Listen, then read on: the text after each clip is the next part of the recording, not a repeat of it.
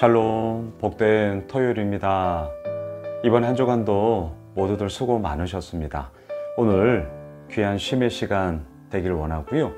내일 7월 첫 주 예배 있습니다. 우리 함께 하나님의 그 영광스러움을 마음 다해 예배하는 그러한 복된 주의 날 될 줄 믿습니다. 오늘은 사사기 2장 11절로 23절의 말씀, 사사가 사는 날 동안에는, 사사가 사는 날 동안에는, 이 제목으로 하나님 말씀 증거하겠습니다. 자, 이 제목에서 어떤 냄새가 나세요? 사사가 사는 날 동안에는 어떤 냄새가 나세요? 그때는 뭔가 잘했다라는 거죠. 그때는 뭔가 되는 것 같았다라는 거예요. 하지만 그 이후에는 완전히 다른 이야기가 펼쳐지더라. 이게 오늘 본문 내용입니다. 자, 18절 보시죠. 여호와께서 그들을 위하여 사사들을 세우실 때에는 그 사사와 함께 하셨고, 그 사사가 사는 날 동안에는 여호와께서 그들을 대적의 손에서 구원하셨으니, 이는 그들이 대적에게 압박과 괴롭게 함을 받아 슬피 부르짖음으로 여호와께서 뜻을 돌이키셨음이거늘. 그렇습니다. 사사, 쇼페르, 다스리다, 재판하다, 이런 뜻입니다. 사사는 이스라엘의 왕정 시대가 되기 전까지 이스라엘을 다스리고, 평상시에는 재판관으로서 시시비비를 가리고, 비상시에는 군대를 이끌어가는 장군으로서 나라를 지켰던 그 역할을 했던 자들입니다. 사사기에는 총 12명이 나와요. 그리고 제가 지난 수요 예배 때도 말씀을 드렸는데, 1대 사사인 온니엘부터 이제 쭉 나오기 시작하는데요. 그 사사들의 면면의 모습들이 시간이 지나면 지날수록 약점이 더 많아지고 허물이 더 많아지고, 그들의 삶에도 점점 더 본이 안 되는 그러한 무너짐의 이야기들이 사사들이 나오면 나올수록 많아져요. 이게 뭘 얘기합니까?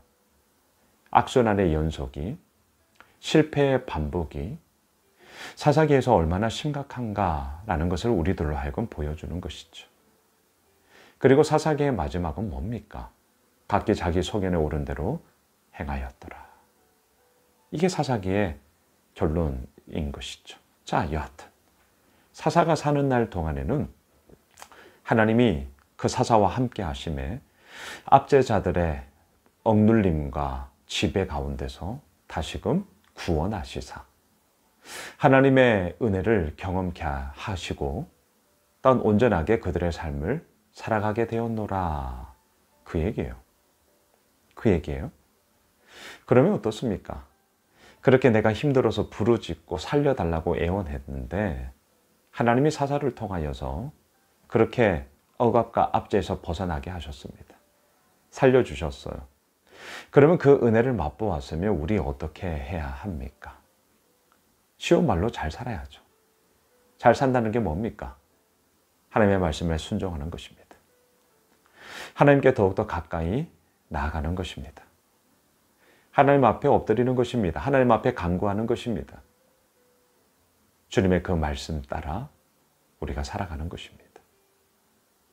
그런데 이들은 어떻게 했다는 거예요? 19절을 보십시오. 그 사사가 죽은 후에는 그들이 돌이켜 그들의 조상들보다 더욱 타락하여 다른 신들을 따라 섬기며 그들에게 절하고 그들의 행위와 패역한 길을 그치지 아니하였으므로. 이게 사사기의 그 전체 조감도입니다. 사사들도 죽습니다. 이 땅의 모든 것은 영원하지 않습니다. 자, 사사들이 죽었어요. 그들을 하나님의 사람의 길로 이끌어가던 리더십이, 인도자가 죽었다고요. 사라졌어요. 그러면 어떻게 해야 됩니까? 어제 본문에서도 우리가 이 부분을 나누었는데, 다음 세대로서 하나님의 유업을 이어가야 되잖아요. 근데 사사기의 역사에서는 하나님을 알지 못하는 다른 세대가 나옴으로 말미암아 이러한 악순환의 이야기가 계속되어지더라. 오늘 본문이 그 얘기를 하는 것이죠. 사사가 죽었어요. 그들이 돌이켜 하나님께로 돌이켜야죠. 하나님께 나아가야죠. 근데 하나님께 있던 그 자리를 돌이켜 밖으로 튀어나왔다는 겁니다. 세상으로 튀어나왔다는 거예요. 그들의 조상들보다 더욱 타락하여. 심각합니다. 이러면 사실 답이 없어요. 더욱 타락하여. 하나님으로부터 튀어나왔어요. 그리고 세상으로 나아갔어요. 물론 그거 자체가 이미 뻔한 결과를 갖고 오는 것이죠. 더욱 타락하여. 볼 것 없죠. 그들의 삶 가운데 뭐가 있겠습니까? 패역한 길을 그치지 아니하였다. 우상을 섬겼다. 자, 그러니 어떡합니까?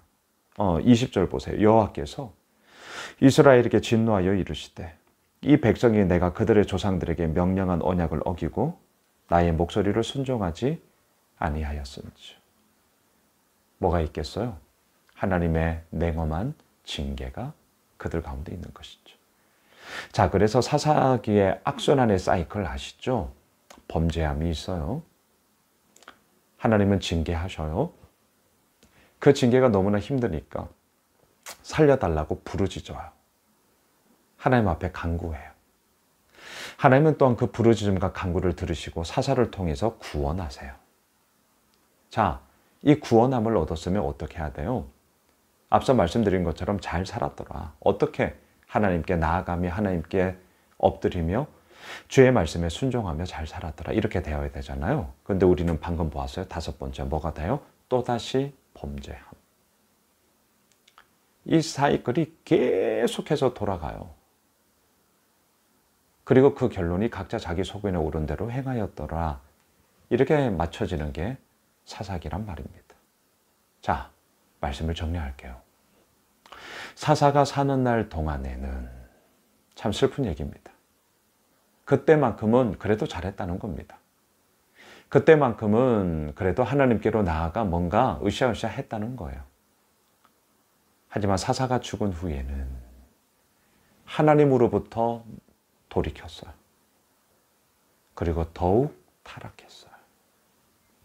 안 됩니다. 여러분, 이러면 안 됩니다. 오늘 저의 결론은 이겁니다. 우리의 진정한 사사는 하나님이시다. 자, 우리의 진정한 사사는 하나님이세요. 눈에 보이는 양수는 목사 아니에요. 그 어떤 대단한 사람 아니에요. 우리의 진정한 사사는 하나님 한 분뿐이세요. 그 하나님은 영원히 사세요. 자, 그럼 말씀의 제목과 비출게요. 사사가 사는 날 동안에는 하나님은 우리의 진정한 사사가 되시고 그 하나님은 영원히 살아계시기에 사사가 사는 날 동안에는 이제 우리의 모든 삶에는 그 하나님 앞에 엎드리며 회개하며 말씀 붙잡고 나아가며 그 속에서 하나님의 역사하심을 맛보며 이 땅 가운데 흘려보내는 자로 우리가 살아야 합니다. 바라기는 사사가 사는 날 동안에는 그 영원한 이야기가 예수를 믿는 우리들의 삶을 통하여 하나님께서 이루어 가실 줄 믿습니다. 기도하겠습니다. 하나님, 그렇습니다. 우리의 진정한 사사는 하나님 한 분뿐이십니다. 그 하나님은 영원히 영원한 분이시죠. 그 사사가 사는 날 동안 그 영원함 속에 우리가 하나님의 도구로 쓰임 받고 있사오니 주여, 당신의 일을 우리를 통하여 행하여 주옵소서. 예수님의 이름으로 기도드리옵나이다. 아멘. 오늘 말씀 붙잡고 기도합시다. 내일 7월 첫 주 예배 있습니다. 위에서 기도합시다. 함께 기도하겠습니다.